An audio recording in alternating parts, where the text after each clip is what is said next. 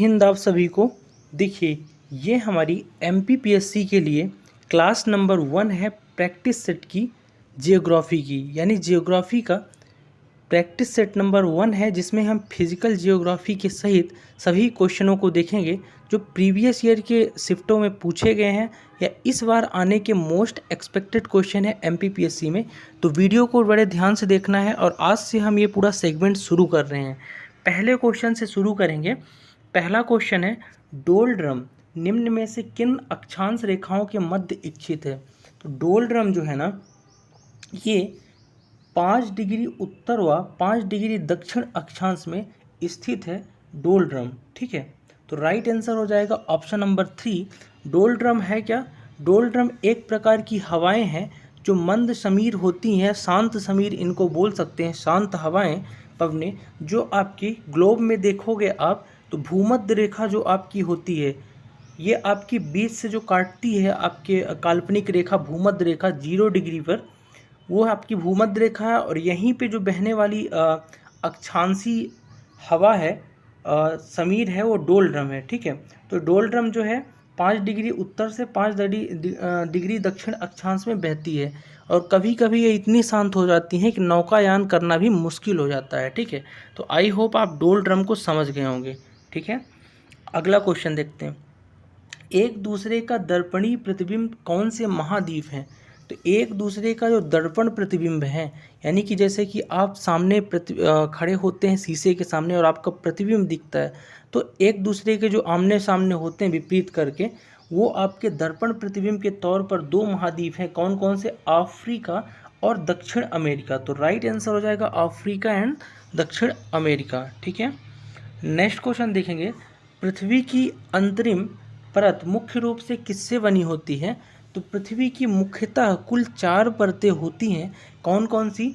सबसे बाहर की परत जो है उसको भूपर्पटी बोलते हैं, फिर इसके अंदर होता है आपका प्रवाल या मेटल, फिर इसके अंदर क्रोड होता है, जिस क्रोड को 2 भागों में बांटा गया है, कोर भी बोलते हैं। ठीक है, तो कोड जो आपका कोर बोलो या फिर इसको क्रोड बोलो, ये जो है आपका 2 आंतरिक और बाहरी क्रोड में विभाजित होता है। तो इस तरह से मूलतः 4 परतें होती हैं। अब पूछा क्या है कि पृथ्वी की अंतरम मुख्य परत किससे बनी है? तो याद रखिएगा ये कोर की बात कर रहा और अंदर वाली कोर की, क्योंकि कोर 2 प्रकार के हैं आपके, बाह्य कोर और आंतरिक कोर। तो अंदर वाला जो कोर है ना, वो निकेल और लोह से बने होते हैं मुख्यतः इसकी परत। तो राइट आंसर हो जाएगा निकेल और लोह। ठीक है, आई होप आप समझ पाए होंगे। नेक्स्ट क्वेश्चन देखेंगे कि निम्नलिखित में से कौन सा भूकंप के संबंध में उद्गम क्षेत्र के लिए प्रयुक्त होने वाला पद है? तो भूकंप जो है, भूकंप यानी पृथ्वी का कांपना भूकंप से बना हुआ है। तो उद्गम यानी जहाँ से भूकंप का क्या होता है, केंद्र होता है, जहाँ से उत्पन्न होता है, उसकी बात कर रहा है। तो उद्गम केंद्र के लिए प्रयुक्त होने वाला एक शब्द है अवकेंद्र। अगेम ऐसा शब्द है जो भूकंप का उद्गम क्षेत्र या प्रणेता है, जहाँ से ये भूकंप बनता है। ठीक है, तो अवकेंद्र इसका राइट आंसर हो जाएगा। नेक्स्ट क्वेश्चन देखेंगे कि निम्नलिखित में से गलत युग्म का चयन कीजिए। तो इसमें से गलत कौन सा युग्म बोल रहा है? तो देखो, इसमें से आपका नूतन जीवी, जिसको आप सेनोजोइक बोलते हो, ये स्तनधारियों की आयु का वर्णन करता है। बिल्कुल सही बात है, ये गलत नहीं है। नवजीवी यानी कि नियोजोइक जो है नए जीवन की युग की बात करता है, ये भी सही है। बट तीसरा जो पुराजीवी है ना, पैलियोजोइक, ये मानव की आयु की बात करता है, बिल्कुल गलत है। पुराजीवी मानव नहीं हो सकते हैं। ये आपके जो महाद्वीप या पुराने कुछ चट्टानें वगैरह थी जो अभी नष्ट हो चुके हैं, उनके बारे में ये बात करता है। और ये सन भी इसका बहुत पुराना है। तो ऑप्शन नंबर 3 गलत हो जाएगा, सुमेलित नहीं है, याद रखिएगा। जबकि ऑप्शन नंबर 4 मेसोजोइक, शंकुधर वृक्ष की आयु का, ये भी सही है। तो ऑप्शन नंबर 3 इसका आंसर होगा, जो गलत युग्म है। ठीक है, नेक्स्ट क्वेश्चन देखेंगे। निम्नलिखित में से कौन सा असंतात्य भूपर्पटी को मेटल से अलग करता है? तो भूपर्पटी को मेटल से अलग कौन करता है? तो असंतात्य है क्या, पहले आप ये समझ लो। मैंने बताया पृथ्वी की मूलतः 4 परतें हैं। सबसे ऊपर की आपकी क्या है, भूपर्पटी है, जिसको आप क्या बोलते हो, क्रस्ट भी बोलते हो। फिर प्रवार है, मेटल बोलते हो उसको। फिर अंदर की जो परत है वो 2 भागों में विभाजित है, जिसको आप कोर या क्रोड बोलते हो, आंतरिक कोर और बाहरी क्रोड। तो इसमें से पूछा क्या है कि असंतात्य भूपर्पटी। तो देखो जो ये पट्टियाँ होती हैं, आप कह सकते हो परतें होती हैं ना, तो एक परत दूसरे परत से जो अलग होती है, ताकि आप डिफरेंस कर पाओ कि परतें कैसे एक दूसरे से भूपर्पटी, प्रवार या क्रोड से अलग है, तो उसको अलग करने के लिए जो एक संरचना पाई जाती है बीच में पतली, उसे बोलते हैं असंतात्य। और उसी असंतात्य भूपर्पटी को मेटल से अलग कौन करता है, ये पूछा है। ठीक है, तो असंतात्य आप समझ गए होंगे, ये परतों को अलग करने वाला एक कारक है, बीच में पतली सी परत। ठीक है, तो ये जो है ना आपका, इसका राइट आंसर हो जाएगा मोहरोविसिक। तो मोहरोविसिक जो है ना असंतात्य भूपर्पटी को मेटल से अलग करता है। ठीक है, नेक्स्ट क्वेश्चन है कि ऊपरी मेटल का अत्यधिक चिपचिपा, यांत्रिक रूप से कमजोर और नमनीय विकृत क्षेत्र जो स्थल मंडल के ठीक नीचे स्थित है, क्या कहलाता है। तो देखो स्थल मंडल की जो ठीक नीचे स्थित है ऊपरी मेटल का चिपचिपा, यांत्रिक रूप से कमजोर और विकृत जो क्षेत्र है ना, वो आपका कहला जाएगा यहाँ पे दुर्बलता मंडल। दुर्बलता मंडल एक ऐसा क्षेत्र है जो भूपर्पटी के ठीक नीचे, तो ऊपरी मेटल के ठीक नीचे होता है, लेकिन बहुत ही कमज़ोर और चिपचिपा होता है, इसलिए इसको दुर्बलता मंडल बोलते हैं। अगला क्वेश्चन देखेंगे कि ग्रहण के दौरान पड़ने वाली छाया का सबसे काला भाग कहलाता है। तो जब कभी भी ग्रहण पड़ता है सूर्य के माध्यम से, तो ग्रहण के दौरान जो छाया का सबसे काला भाग है वो कौन सा कहलाएगा। देखो छाया का काला भाग वो है जहाँ से होके जब भी सूर्य ग्रहण वगैरह पड़ता है आपका, तो होता क्या है कि बीच में जब कोई पृथ्वी, सूर्य और चंद्रमा के बीच में जब चीज़ें आ जाती हैं एक दूसरे के बीच, और उससे हो के अगर सिंपल लैंग्वेज में आप समझो तो कोई भी प्रकाश के माध्यम में अवरोध बन जाए और उससे हो के कोई प्रकाश से उत्पन्न छाया आए अवरोध की, तो वो आपकी कहलाती काला भाग। और वही ग्रहण के दौरान पड़ने वाला सबसे काला भाग जो कहलाएगा आपका, वो कहलाएगा प्रच्छाया। तो प्रच्छाया बोलते हैं ग्रहण के दौरान पड़ने वाली छाया का सबसे काला भाग, प्रच्छाया। ठीक है, आई होप आप याद रखोगे। थोड़ा सा टिपिकल क्वेश्चन है, लेकिन लेवल इसका पिछली बार की अपेक्षा पीएससी के प्री लेवल को देखते हुए इस बार का लेवल हार्ड हो सकता है। ठीक है, अगला क्वेश्चन देखेंगे कि विश्व में सर्वाधिक समय क्षेत्र वाला देश कौन सा है। तो याद रखिएगा विश्व में सबसे ज़्यादा टाइम जोन वाला क्षेत्र आपका कौन सा है, फ्रांस है। तो फ्रांस जो है ना टोटल 12 टाइम क्षेत्र या समय क्षेत्र बोलो या टाइम जोन बोलो, तो 12 टाइम जोन में बांटा गया है, समय क्षेत्र में फ्रांस को बांटा गया है। जबकि जो आपका रसिया है 11 टाइम जोन पे है। अपना भारत कितने टाइम जोन पे है, तो केवल एक टाइम जोन या एक समय क्षेत्र अपने भारत का है। तो इस क्वेश्चन का राइट आंसर हो जाएगा फ्रांस जो है ना विश्व का सबसे ज़्यादा समय क्षेत्र यानी 12 समय क्षेत्र वाला स्थान है। ठीक है, नेक्स्ट देखेंगे। अच्छा, टाइम जोन यूज क्यों करते हैं, तो अंतर्राष्ट्रीय व्यापार से लेके बहुत सारी चीज़ ऐसी होती हैं जिनके लिए टाइम जोन अपना ज़रूरी होता है ना, मानक समय। अगला देखेंगे कि वर्ष में 2 दिन जब एक दिन और रात बराबर होता है। क्वेश्चन सिंपल सा है कि ऐसा कौन से दिन है जब दिन और रात बराबर होते हैं। तो वर्ष में 2 बार ऐसा होता है जब दिन और रात बराबर होते हैं, और वो है 21 मार्च और 23 सितंबर। इस दिन ना दिन और रात क्या होते हैं, बराबर होते हैं। ठीक है, नेक्स्ट क्वेश्चन देखेंगे कि गुफा, मेहराब, टीले और स्टम्प यानी ढूंढ निम्न में से किसकी दृश्यभूमि यानी लैंडस्केप विशेषताएं हैं। तो लैंडस्केप जो है धरती का आपका खिसकना, तो ये सब विशेषताएं जो है ना गुफा वगैरह टीले वगैरह बनने का, तो ये विशेषताएं आपकी हो जाएंगी लहरों की। किसकी, लहरों की। लहरों से क्या होता है, गुफा, टीले, ढूंढ ये सब बनते हैं। ठीक है, तो लहर इसका राइट आंसर हो जाएगा। अगले क्वेश्चन की तरफ बढ़ेंगे। निम्न में से सबसे बड़ा पठार कौन सा है आपको बताना है। तो पठार एक चौड़ा मैदानी क्षेत्र होता है आपका, जो सपाट होता है ऊंचाई पे। ठीक है, तो पठार इसमें से सबसे बड़ा जो आपका हो जाएगा उसका आंसर हो जाएगा कोलोराडो। तो कोलोराडो जो है ना सबसे बड़ा पठार हो जाएगा। नेक्स्ट क्वेश्चन की तरफ बढ़ेंगे कि एक गहरी घाटी जो खड़ी सीढ़ी नुमा फास्ट ढलानों की विशेषता है क्या कहलाती है? तो कोई गहरी घाटी बनी है और खड़ी हुई सीढ़ी नुमा यानी कि आपको फिसलन से, जैसे किसी ऊपर से आप नीचे आ रहे हो तो फिसलन के तहत आओ ना घाटी के अंदर, तो उसे क्या कहेंगे? तो उसे कहते हैं केवल घाटी ही बोलते हैं, ठीक है, जिसे आप घाट भी बोलते हो। मलबा अवधान की श्रेणी में किसे शामिल किया जा सकता है? तो मलबा जो होता है भूकंप वगैरह के समय या फिर ये सब मलबा जो निकलता है उसी मलबा की बात है। तो मलबा अवधान की जो श्रेणी में शामिल किया जाता है ना, वो तीव्र प्रवाही बृहद संचलन को शामिल किया जाता है, ठीक है। नेक्स्ट है निम्नलिखित जोड़े में विचार कीजिए। आपके पास ये जोड़ा है, इसमें विचार करना है और फिर ये बताना है कि सही ढंग से कौन कौन मेल खाते हैं, ठीक है।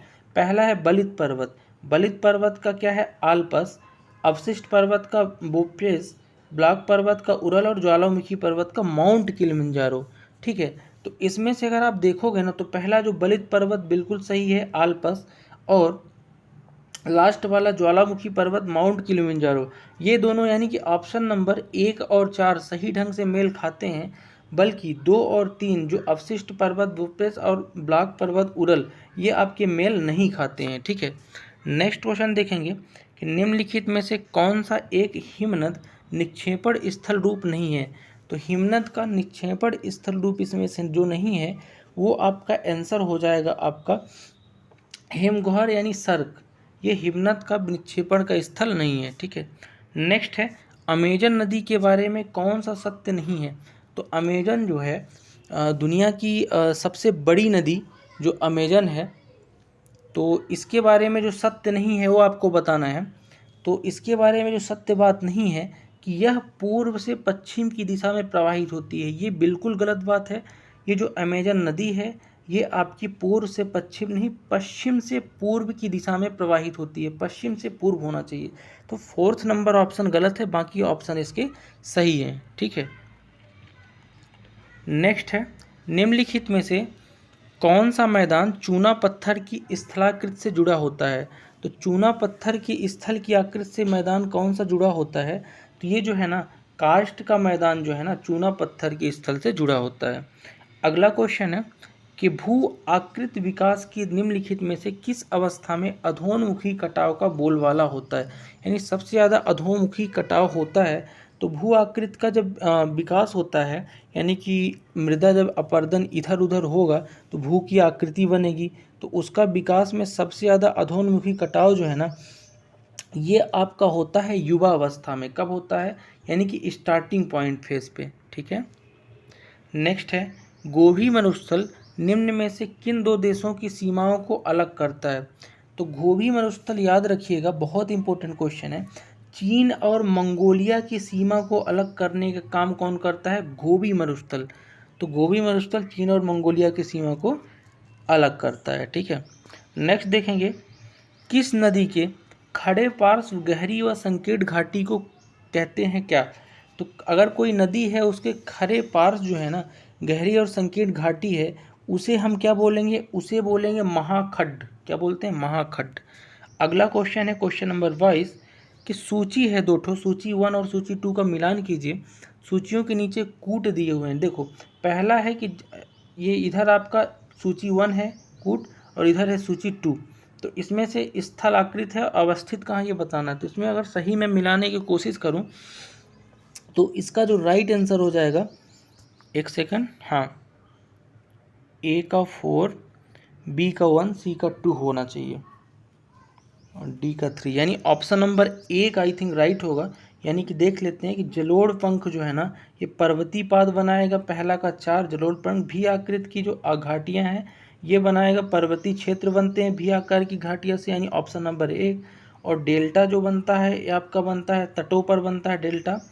और गोरखुर जो झीलें हैं ना ये नदी के निचले क्षेत्र में, यानी ऑप्शन नंबर 1 राइट आंसर हो जाएगा इसका, ठीक है। नेक्स्ट क्वेश्चन की तरफ बढ़ेंगे कि कौन सी नदी रूस और चीन के बीच सीमा बनाती है? तो एक नदी है बहुत फेमस है, अमूर नदी। तो अमूर नदी रसिया और चाइना के बीच सीमा साझा बनाती है, ठीक है। नेक्स्ट है निम्न में से कौन सा अपर्दनात्मक स्थल रूप है? तो इसमें से अपर्दन का स्थल रूप बताना है, तो इसमें से जो आपका राइट आंसर होगा वो होगा जलप्रपात। जलप्रपात क्या करता है, पानी जब बहता जाएगा, जलप्रपात यानी वाटरफॉल है, तो वहाँ से मृदा का क्या होगा, अपर्दन होगा और वहाँ से जलप्रपात बन जाता है मिट्टी के टूटने से।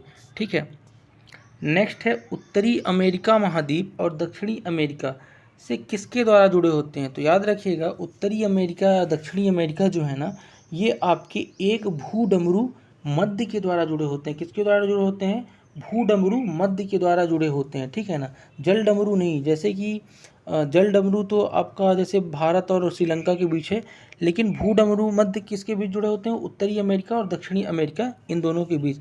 अब भूडमरू है क्या, तो भूडमरू जो पनामा है ना, तो पनामा भूडमरू जो है ना, इसके द्वारा उत्तरी अमेरिका और दक्षिणी अमेरिका क्या होते हैं, जुड़े होते हैं।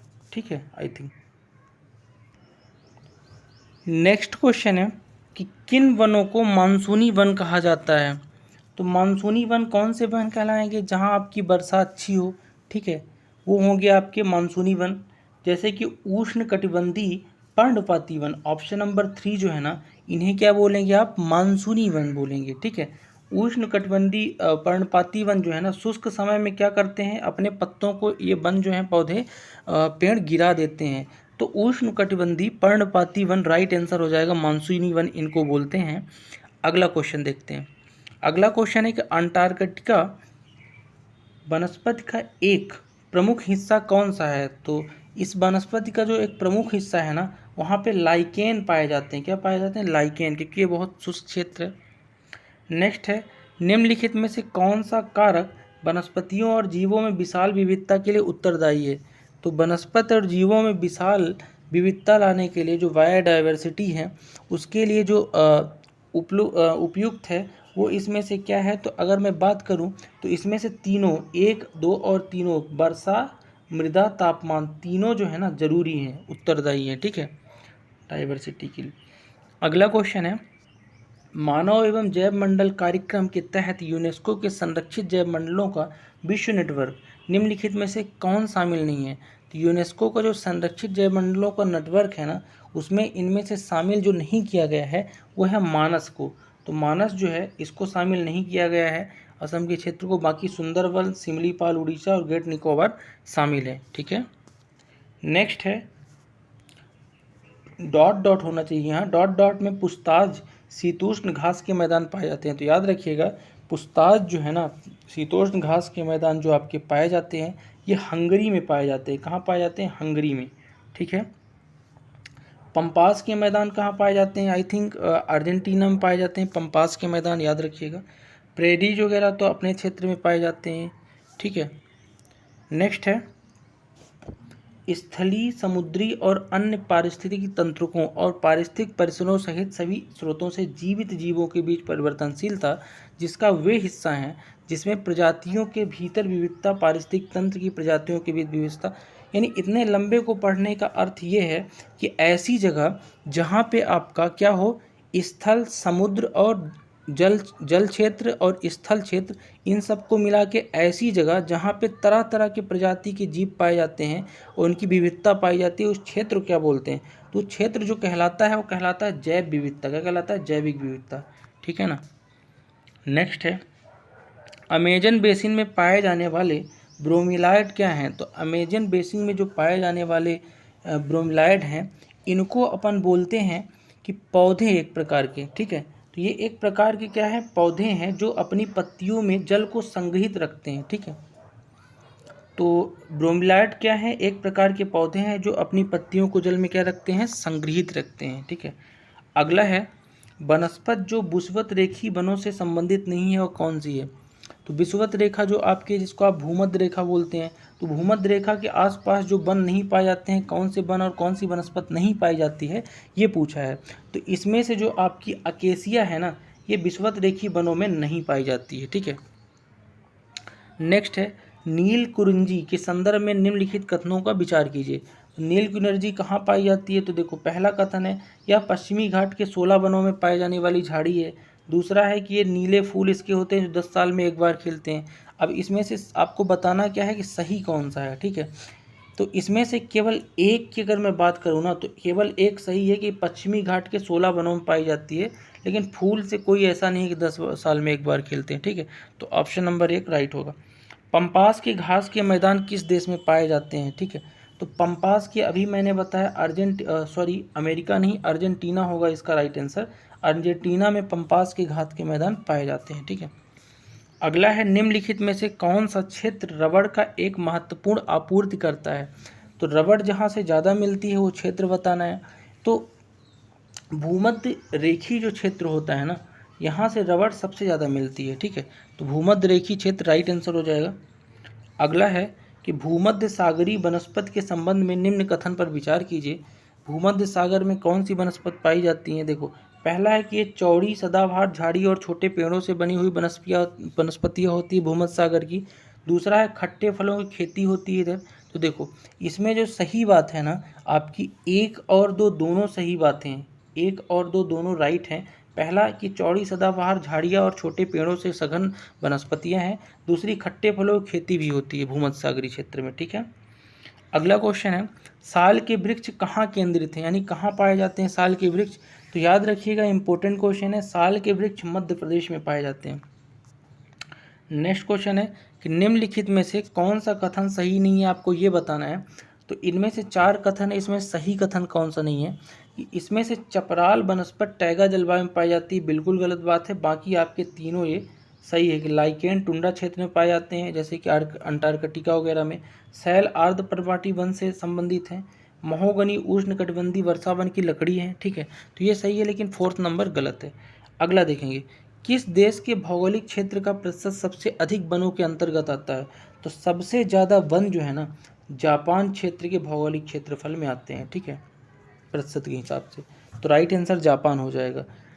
ये थे top 40 question practice set number 1 physical geography के। ज़्यादातर इसमें क्वेश्चन आपको मिले होंगे, और ये MPPSC प्री के लिए, इस बार के लिए 2023 के लिए काफ़ी इंपॉर्टेंट क्वेश्चंस हैं। तो क्वेश्चनों को रिवाइज करिए, और साथ में नेक्स्ट सेकंड सेशन के लिए बने रहने के लिए आप हमारे साथ जुड़ने के लिए चैनल को सब्सक्राइब भी कर सकते हैं। मिलते हैं नेक्स्ट वीडियो में, तब तक के लिए जय हिंद।